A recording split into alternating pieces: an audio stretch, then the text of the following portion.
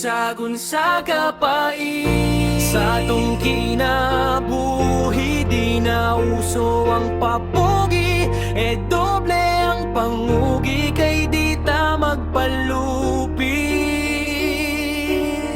Bisagon sa kapait, sa atong kinabuhi, ngunit ayaw buhi, pugsa lang ug hukti, importante buhi.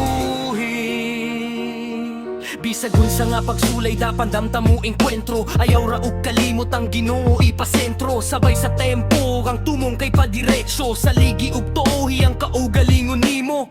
Importante diha wala ta malabaw, tawra man tagod nakahibaw bipag mahibaw, maong ikaw kabalo ka foul nga nung imo pamang igaw mo laban ratak patas bisag kita latagaw. Nga bakak gipulotan gihimo ra nimo taytayan, panide ang kalaban kay maunay magpalangan, ug pila pa kagatos gusto nimo na magunitan, di man edili permanente ni ang kalibutan. Ang porag yugta nga kita makalingkawas, hay problema di masulbad kung tuohan satanas, sabdalang ang pulong nga laho maron busog, kay igiyarata niya ang gahumatong kusog.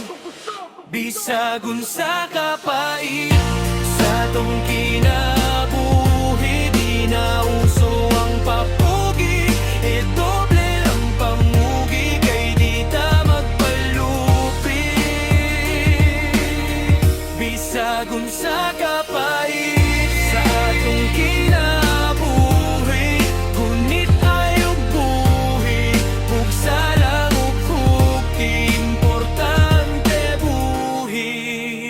Mintras musika pang bombilya ang kahayag sa suga, ayaw lahos sa ningpit mas dako pagyud na nga sala, kasing-kasing paminawa na ikaw matinud-anon, kung nagkuwang akong unalabaw pangigugmaon, kaugalion ray sa ligi way lain pa nga tuuhan, pildi ka perminte kay imo mandang talikdan, kung naglisod na kagpasan sa problema ipaanod, hindi do og barog maong kita kay maningkamot, ayaw tukuan ang sulti nga na ay mutabang nimo, kay mabilang ras kamot ang tinuod na to na mego maparete o silingan, bisan pa magsikinsa usbi ang batasan na sobra pa ikasadista, inigbukto sa ginhawa mas maayog na kapangandam, para di na mahasol atong mga pinalanggang igsuon ug pamilya, dapat na magkahiyusa kita nga ultimo Ginoo gani wala miya.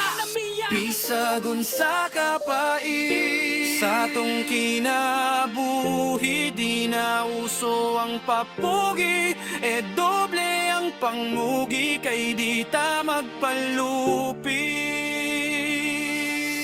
Bisagon sa kapait,